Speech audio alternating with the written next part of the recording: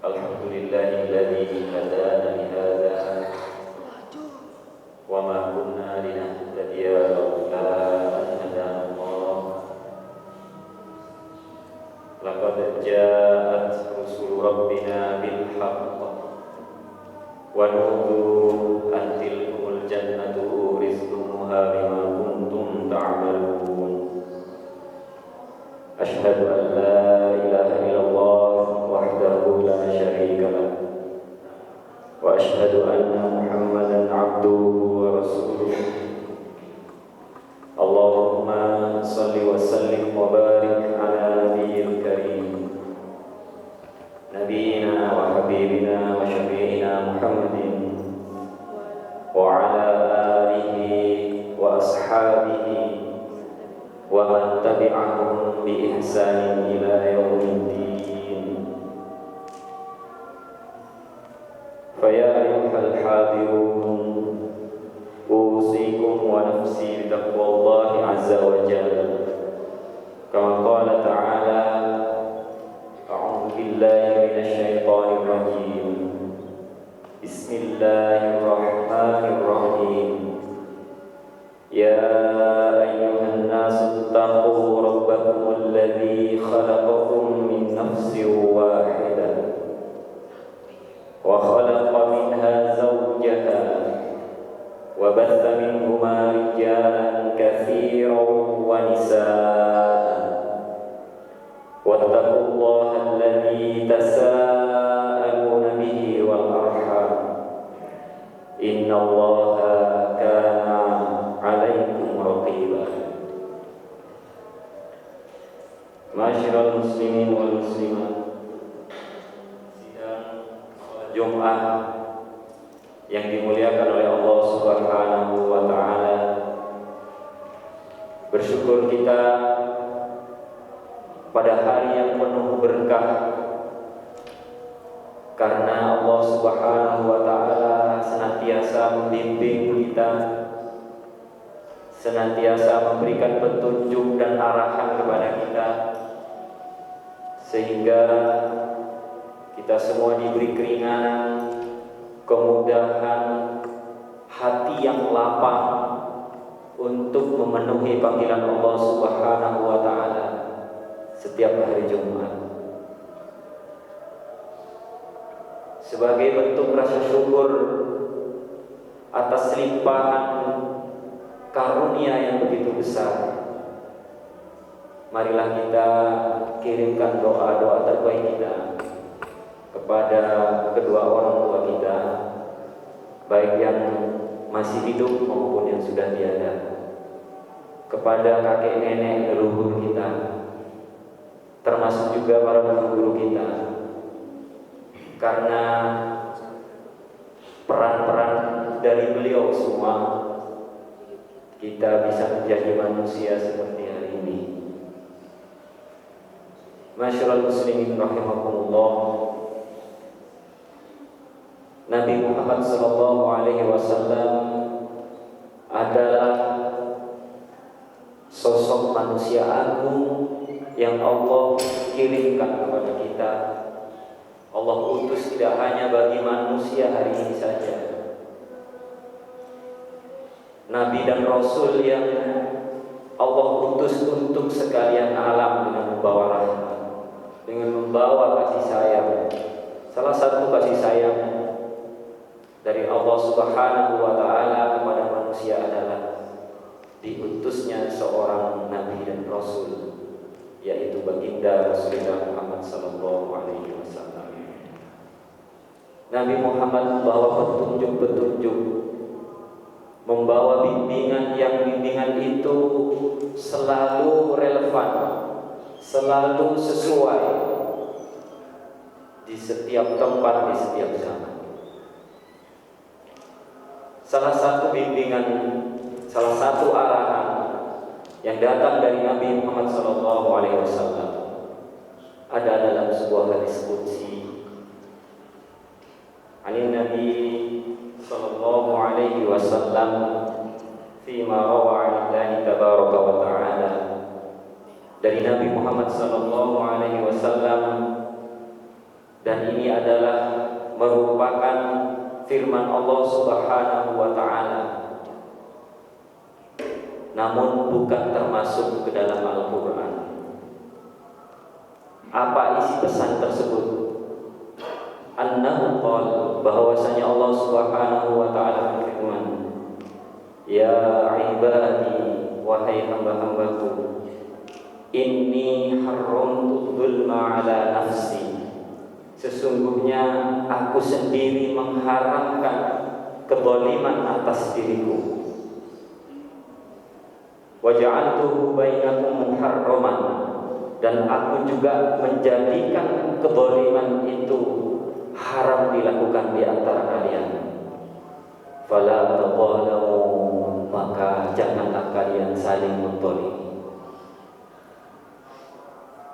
Masyarakat muslimin rahimakumullah, kalimat ya ibadi akan senantiasa diulang pada pesan-pesan atau hadis-hadis sambungan dari hadis ini, yang itu menyeru kepada seluruh hamba Allah Subhanahu wa taala, baik laki-laki, perempuan, dewasa ataupun anak-anak, bahkan jin ataupun manusia.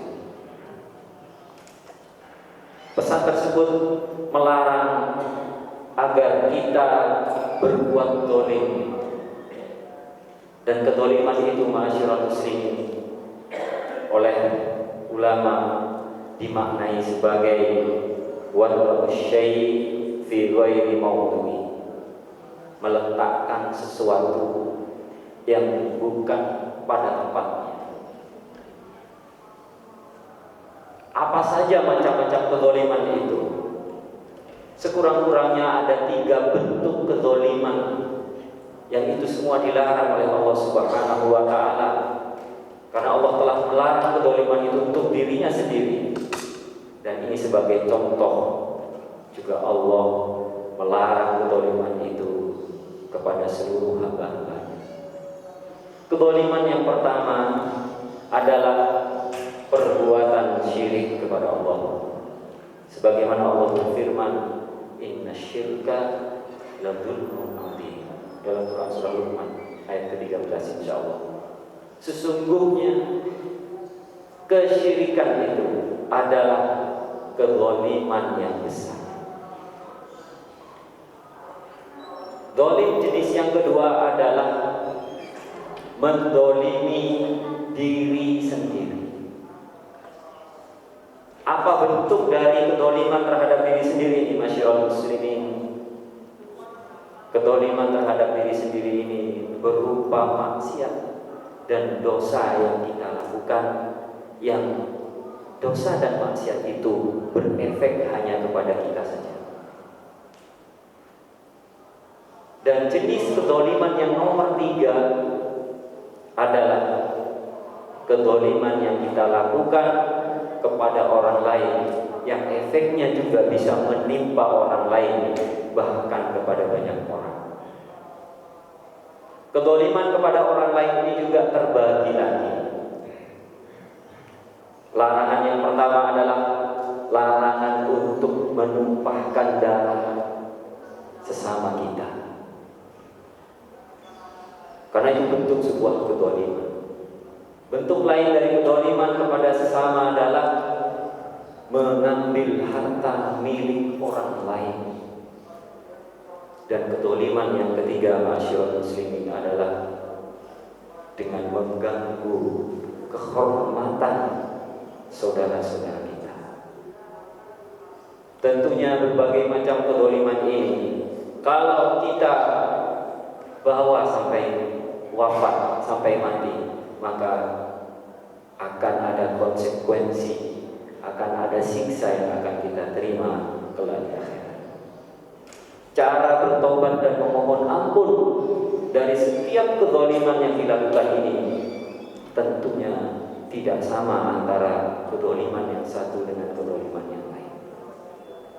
Masyarakat muslimin rahimakumullah,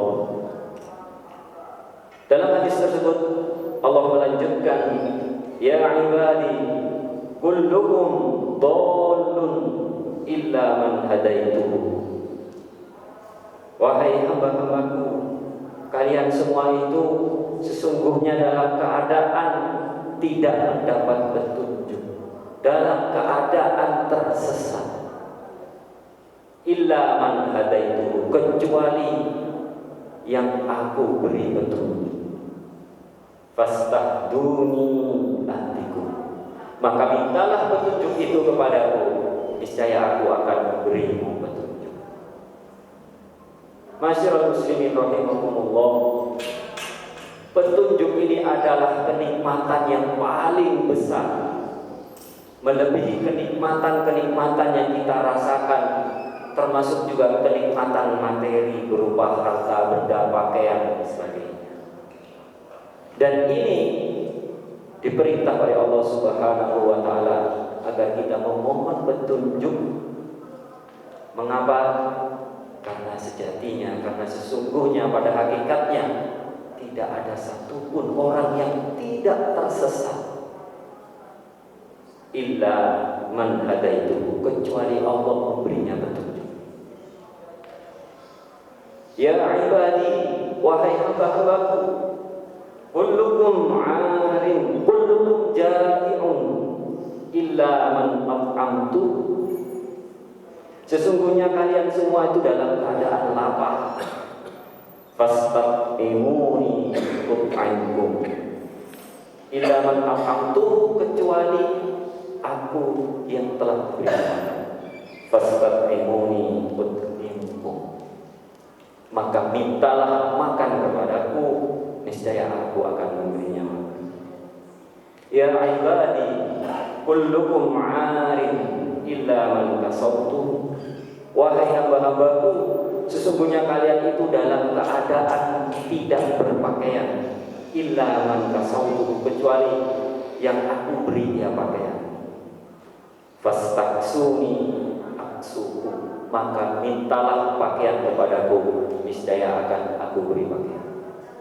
Masyarul muslimin rahimakumullah, setelah Allah menganjurkan, menekankan tentang nikmat yang besar untuk kita mohon, yaitu nikmat petunjuk, Allah menyinggung persoalan nikmat-nikmat berikutnya yang tidak boleh dilupakan, yaitu nikmat kenyang dan nikmat berpakaian. Kalau bukan Allah yang memberi kita makan, kalau bukan Allah yang memberi kita rezeki, maka sesungguhnya kita semua ini dalam keadaan lapar. Kita semua sesungguhnya dalam keadaan miskin. Oleh karena itu, mohonlah makan kepadaku, niscaya akan aku berinya makan. Mohonlah pakaian kepadaku, niscaya akan aku beri pakaian. Pakaian dalam makna yang seluas-luasnya tentunya para hadirin rahimakumullah adalah tertutupnya kita dari berbagai macam aib, yang aib itu bisa membuat kita malu ketika aib itu diketahui oleh orang lain. Jadi sesungguhnya masyarakat muslimin rahimakumullah, tidak ada satupun orang yang kenyang, tidak ada satupun orang yang kaya kecuali Allah yang memberinya rezeki dan makan. Tidak ada satupun orang yang baik dan terlihat baik kecuali Allah yang memberinya pakaian sehingga aibnya tertutup, sehingga dosa-dosanya tidak diketahui oleh orang lain, dan ia tentunya akan terhindar dari rasa malu.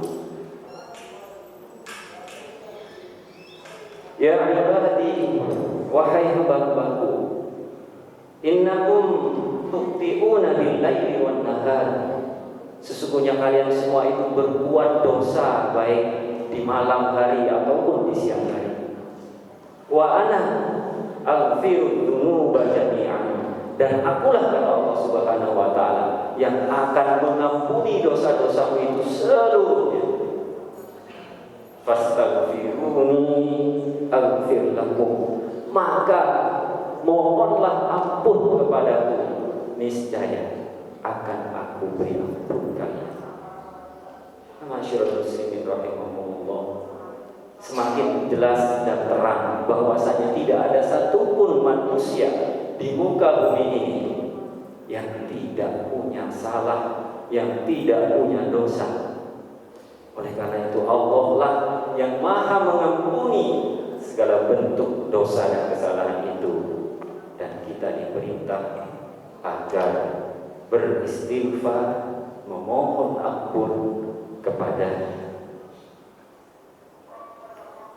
Masyarul muslimin rahimahullah, dalam kelanjutan hadis qudsi tersebut Allah atau Nabi menyampaikan, ya ibadi innakum lan tablughu dharri wa tadurruni wa lan tablughu naf'i fatanfa'uni.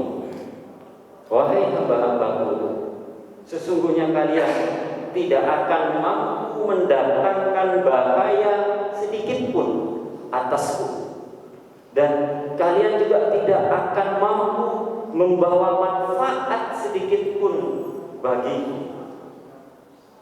Ya ibadi, wahai hamba-hambaku, law anna awwalakum wa akhirakum wa insakum wa jinnakum, seandainya orang yang pertama hingga terakhir dari kalian, baik itu dari kalangan jin ataupun dari manusia, kanu ala atqa qalbi rajulin wahidin minkum, semuanya itu memiliki hati yang paling bertakwa seperti hati seorang dari kalian, ma zada dzalika fi mulki syai'an, hal itu semua tidak akan menambah sedikit pun terhadap kerajaan.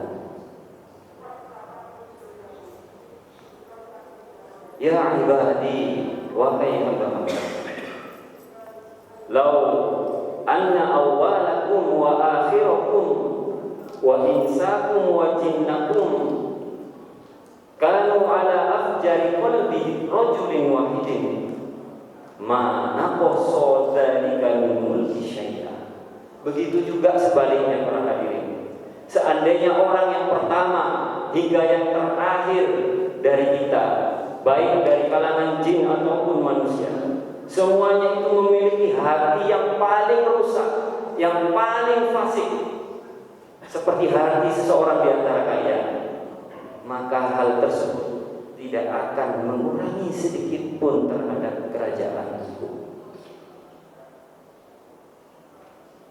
Tidak ada yang satupun dari kita ini, masyaallah muslimin, baik sendiri-sendiri ataupun berjemaah, yang bisa mendatangkan kemudaratan bagi Allah ataupun mendatangkan kemanfaatan bagi Allah, meskipun seluruh ketakwaan itu dikumpulkan sejak manusia pertama sampai terakhir, baik dari kalangan jin maupun manusia, sedikit pun tidak akan ngefek kepada kerajaan Allah Subhanahu wa taala, tidak akan ngefek kepada kemuliaan dan pangkat ketuhanan Allah Subhanahu wa taala. Begitu juga sebaliknya, kalau sekiranya manusia dan jin, mulai dari manusia pertama, mulai dari makhluk yang pertama hingga yang terakhir, semuanya itu rusak, fasik hatinya, dikumpulkan menjadi satu, pun juga tidak akan efek sedikit pun terhadap kerajaanku, terhadap kemuliaan Allah Subhanahu wa taala. Ya ibadi, wahai hamba-hambaku, law anna awwalakum wa akhirakum wa insakum wa jinnakum qamu fi sa'idin wahidin fasa'aluni, seandainya orang yang pertama hingga terakhir tadi, baik dari kalangan jin ataupun manusia, berdiri di satu tempat, berkumpul seluruhnya lalu memohon kepadaku, fa'aqaitu kulla insanin mas'alah, maka aku akan memberi kepada setiap orang apa saja yang mereka minta. Mana qasadari kami ma'indi, itu semua tidak akan mengurangi sedikit pun apa-apa yang aku miliki, illa kama yang usul mikhyatu idza udkhilal bahr, kecuali seperti berkurangnya air laut ketika dicelupkan seutas benang lalu diangkat. Yang berkurang dari sisi Allah seperti tetesan air yang jatuh dari benang itu, dan dibandingkan dengan sisanya yaitu lautan yang terbentang luas. Itulah yang masih dimiliki oleh Allah Subhanahu wa ta'ala. Ya ibadi, wahai hamba-hamba, innama hiya a'malukum usiha lakum. Wahai hamba-hamba, sesungguhnya semua itu adalah perbuatan kalian yang aku perhitungkan untuk kalian. Tsumma uwaffikum iyyaha. Kemudian aku memberikannya dengan penuh kepada kalian balasannya. Faman wajada khairan falyahmadillah. Maka barang siapa yang menemukan kebaikan, maka bersyukurlah kepada Allah Subhanahu wa ta'ala. Wa man wajada ghayra dzalik, akan tetapi kalau tidak menemukan hal tersebut, fala yalumanna illa nafsa. Maka jangan sekali-kali mencela kecuali kepada diri kalian sendiri. Masyiral muslimin rahimakumullah. Ini adalah sebuah pesan penting yang Allah beritakan langsung kepada Nabi kita Muhammad sallallahu alaihi wasallam tanpa melalui malaikat Jibril.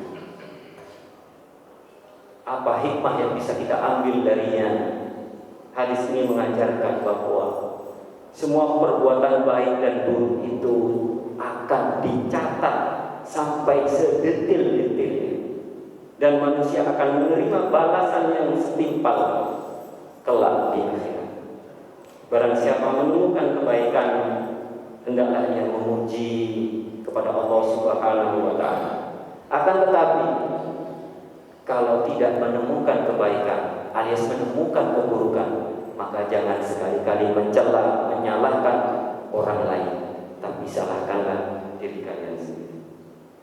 Dan pesan ini juga menekankan betapa Allah Subhanahu wa ta'ala menyukai jika hamba-hambanya meminta dan memohon ampunan kepadanya, serta menekankan kekuasaan Allah yang tidak terbatas, baik dalam hal kekayaan maupun kekuasaan, untuk memenuhi semua kebutuhan makhluk-makhluknya. Barakallahu li wa lakum fil Qur'anil azim wa nafa'ani wa iyyakum bima fihi minal ayati wa dzikril hakim. Fataqabbal minni wa minkum innahu huwal ghafurur rahim.